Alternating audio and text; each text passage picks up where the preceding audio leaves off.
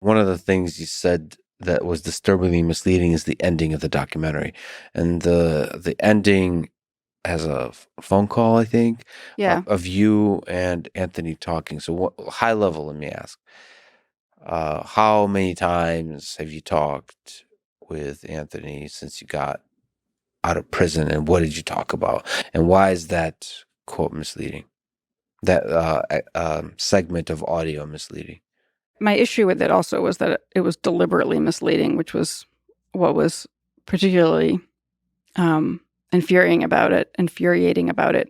And then also it was like there were one major thing that was incorrect that I think helped allow people to make an incorrect conclusion at the end was in the film it talks about, I say something about how my accountant made a joke about if I married him, he could easily transfer me money without tax consequences. And then the film has me saying something like, and then within 24 hours we were married. Okay. But that's like audio from here and audio from here spliced together. So they made it seem like there's I married him because it was like he could give me money, and that wasn't the case. So you're part mastermind of some kind of scheme that involved money transfer, and you got married and that kind of stuff. Right. Or if nothing else, I was trying to get money. That's why I married him. So, which is absurd because, again, New York is full of legitimate people with loads of money. If I really wanted to marry somebody for money in New York, it wouldn't be that hard to do.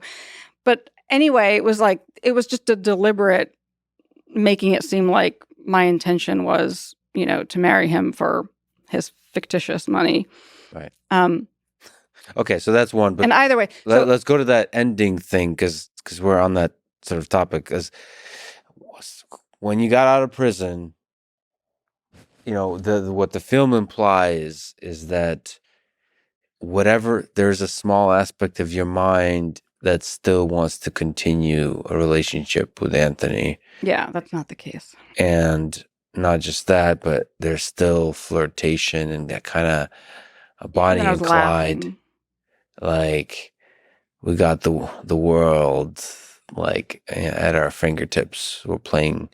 So one of the exciting things about being like a couple that's fucking with the world, that's getting away with something, is that there's all these powerful forces that want to catch you in a crime and you keep getting away with it.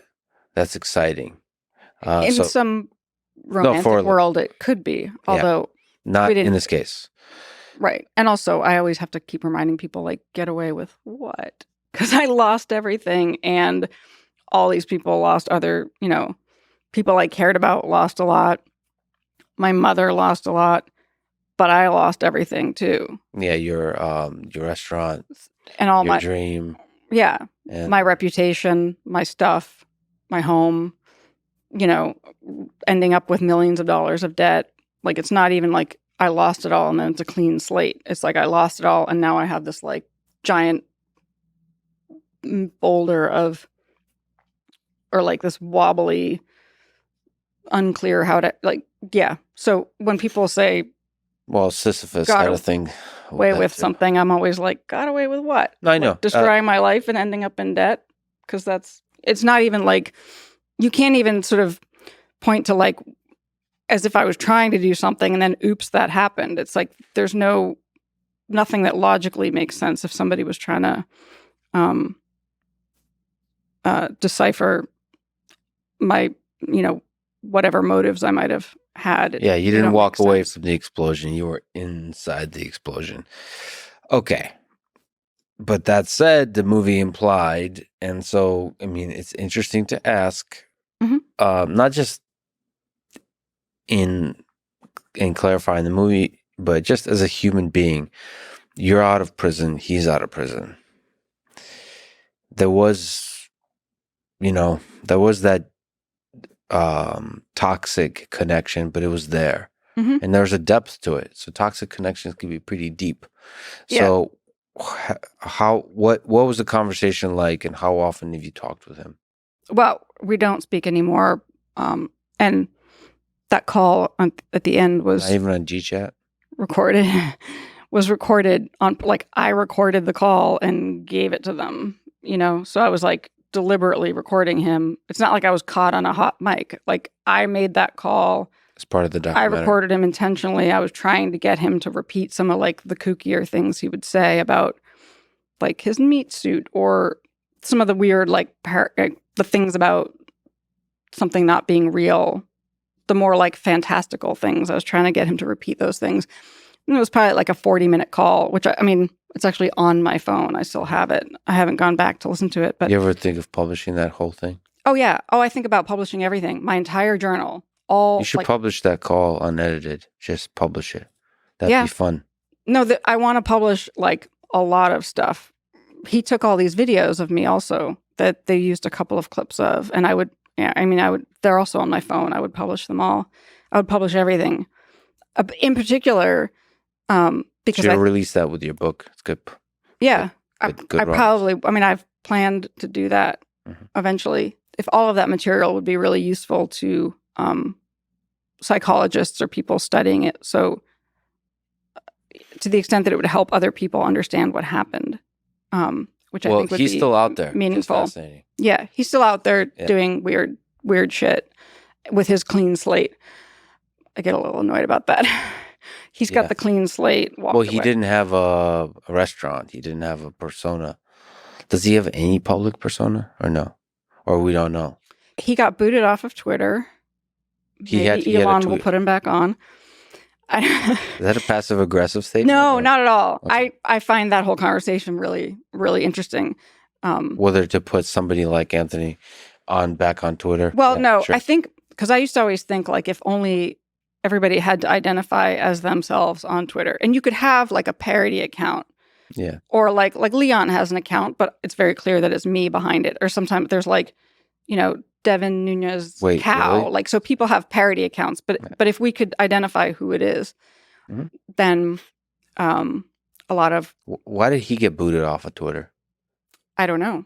But I used to... So in the last few years, I would periodically, probably like once a month, maybe more, I would like look at his Twitter just to kind of see like, well, where is he? And, like just to see like, what is he up to? And I figured out, I could tell from the photographs that he'd moved to California. And I think he might have told me one of the last times I spoke to him that he was going to move to California. But, and then I also screen grabbed a lot of stuff that he put on Twitter. And he put these creepy videos of himself on Twitter at the beginning of COVID. I screen grabbed those. And then one day I went and like, he was, account was suspended. And then I kept going back and it's like been suspended ever since. So he might have started a new account and I don't know what it is. Probably. He's probably in California, you're saying. He is in California. That's been verified. Somebody who was going to have to interact with him in an official capacity was going to go meet him. And I said, and was nervous about it. And I said, he's going to be really likable. Like, you're going to like him. He's probably going to like figure out what you're interested in, talk sports, talk whatever it is that he figures out quickly that you're interested in. He's going to be really nice. He's going to seem like a nice guy. And that person later got back to me and was like, you're exactly right. Yeah. So yeah, that's the sociopath thing, right? So you have to be extremely careful. But inside a relationship, that's even more dangerous. Like, so I think that part of the reason I spoke to him was entirely self-serving and strategic after the fact. Well, even before I knew there was ever going to be a documentary, I spoke to him.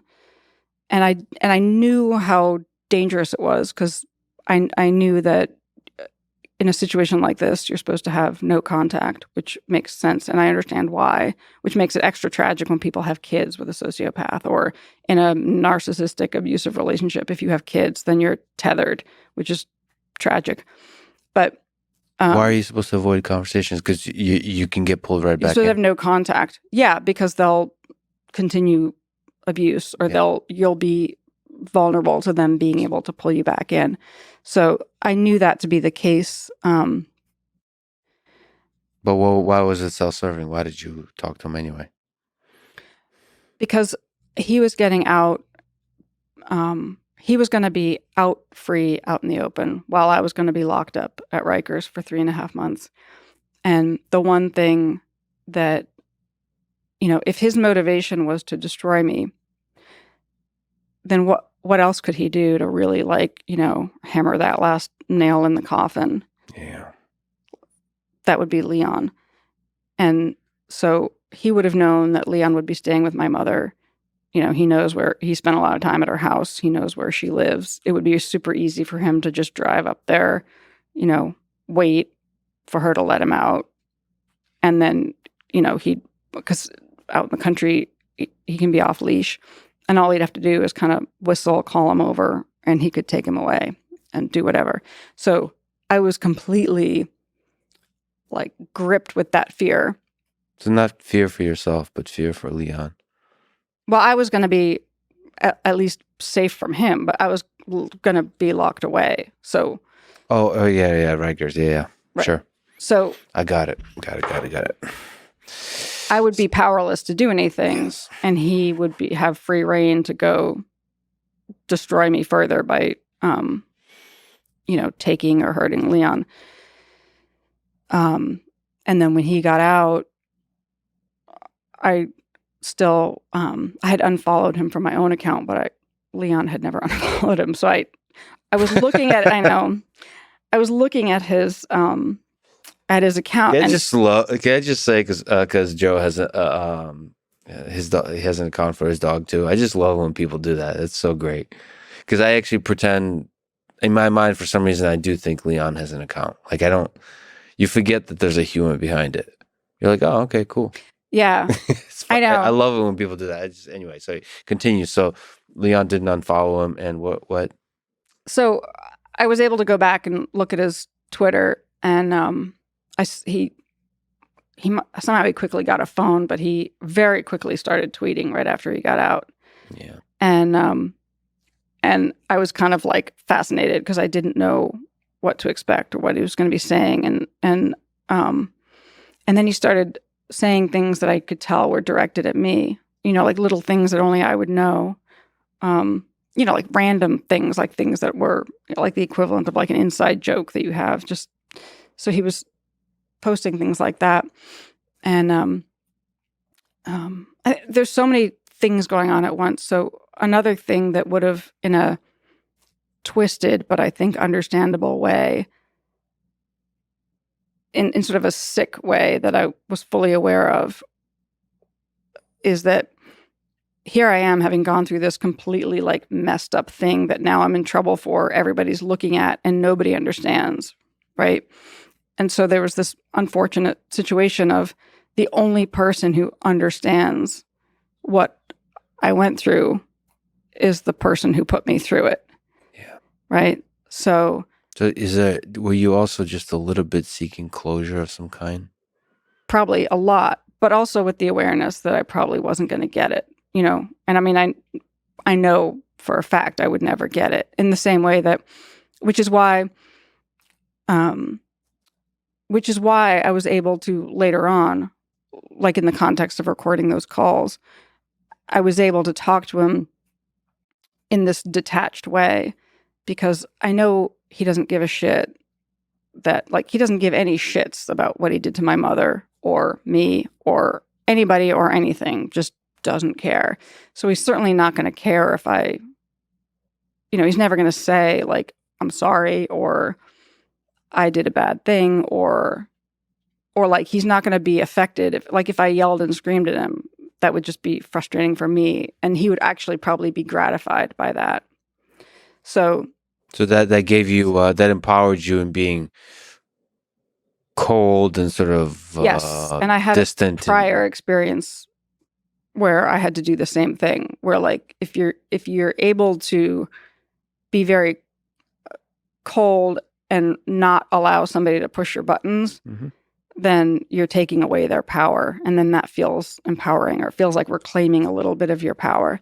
So in my talking to him, I always had a reason, there was always I didn't want him to hurt Leon, or I wanted information, or I wanted to know where he was. Or I'd rather let him think that, maybe he could still manipulate me one day or whatever. It was safer to keep that there than to not know where he was. And if I was going to be walking Leon and turn the corner and he's standing there, and like if there's a crazy murderer out on the loose, you'd rather know where they are than have no idea. So there were a lot of different reasons. Why does it upset you? Why was it wrong to have that audio clip at the end of the documentary? Like, what did it? Well, because it implied all kinds of things that were completely not true, and it also just didn't make sense, and it confused people. And so for people who haven't watched it, spoiler alert, is they play the clip of. Sorry, I don't even remember what was said, but it was kind of that last what we spoke about. Yeah, what was the? I know. exchange? I only watched. Like, I still haven't watched it. I only watched the film once. Yeah. While, people were looking at me for my reaction, and I was crying, and it was really weird and strange and surreal. And I haven't gone back to watch it again. I feel like I'm just going to get more annoyed, but I will eventually. And when the ending happened, I immediately blurted out, like, I hate that ending. But I sort of assumed. A lot of people saw it for what it was. They saw that it was like the director doing a weird thing, and that it was kind of just weird and off, and like that doesn't make sense. Yeah, it seemed out of the blue. But so it was basically you joking around, like flirting almost. It made it seem like as if we're still friendly. Yeah. And there's more to come. It's almost like there's going to be a Bad Vegan 2. Right. Or yeah, and then also, I mean, it made it seem like, if I was laughing with him, that I don't take anything seriously, that I don't take what happened seriously, or that it's like don't feel any remorse. Which exactly. Is why and after that he goes to the credits with Wild World, which is a great song. Yes. Oh baby, it's a wild world. I never got to hear that because the version I watched didn't have the end credits, but I knew that they used that song at the end. And paid a lot for it.